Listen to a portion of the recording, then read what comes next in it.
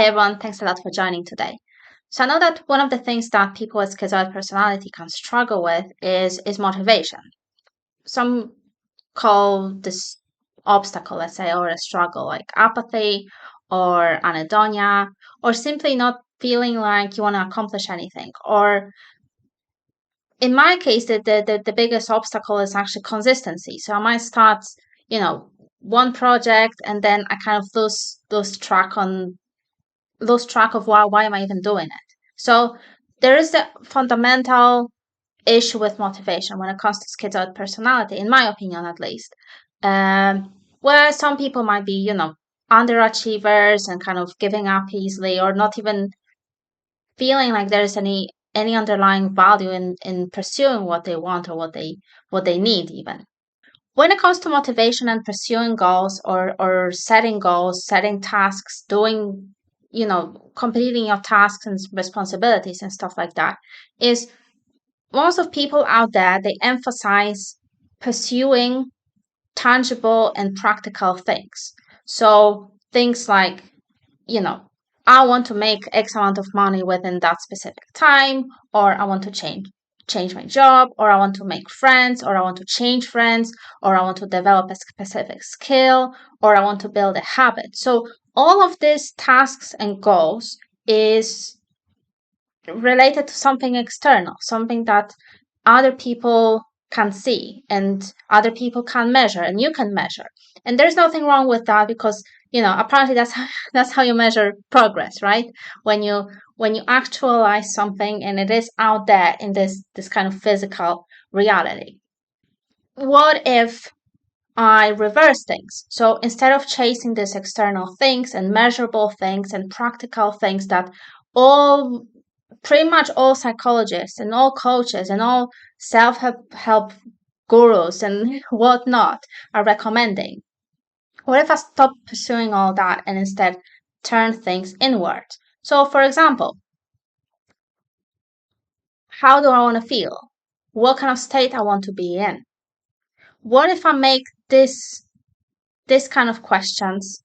Um, what if I turn these questions into my goals? So, what kind of state am I chasing? What kind of state do I want to be in? And this is something that I've been practicing actually for years. I just didn't realize that I've been doing it. So I've been still trying to be quote unquote normal and do what other people are doing, kind of thing, which hasn't been always working. It's very motivating at first, but the issue is to stick with that motivation and stick with that kind of consistency. So again, instead of making things about this external achievement and measurable achievement, physical achievement, material achievement, whatever you want to call it, what if I make it about internal achievement? So how do I want to feel, right? What state do I want to be in, right? What do I want to, you know, I don't know how to describe it otherwise. What kind of state do I want to be in? So then what happens is that I can use all these external things as tools to aid me in my goal. So rather than changing their internal state in order to fit into these external things, external goals, and chase these external goals, what if the pursuit of external goals is only about this most important goal, which is my target state, the target feeling, the target way of being I want to be in. So then, I'll pursue things that are needed to accomplish that state, to accomplish that way of being. So I might need, of course, resources. I might need a job. I might need money. I might need some kind of network or, social connections. But the point is that it's not about this empty pursuit of these external goals, but it's the pursuit of my own internal state and my own internal way of being that I want to be in. So, for example, when I do have a bad day, instead of making it about, okay, have a bad day, it's very difficult for me to work, it's difficult to focus, and maybe I'm depressed, maybe I don't want to do it anymore, kind of thing. So rather than then seeing my internal state as an obstacle to the pursuit of the external goal, I see the external goal or the external things that I can do as an aid in changing my internal state. So then, okay, I don't want to be depressed. I don't want to feel demotivated. I don't want to feel lost or dissociated or like I don't give a shit about anything anymore. So then that is my goal, right? I want to change that state. But in this video, I'm talking about something a little bit bigger than, my mood or my feeling or your feeling or, I'm sharing all these things with an idea that someone out there might find this useful as well. Like I've been always doing on this channel, I guess. What I've been meaning about the target state or the target goal is more like, the peak performance state or the flow state or, the most aware or conscious state I can be in at any moment.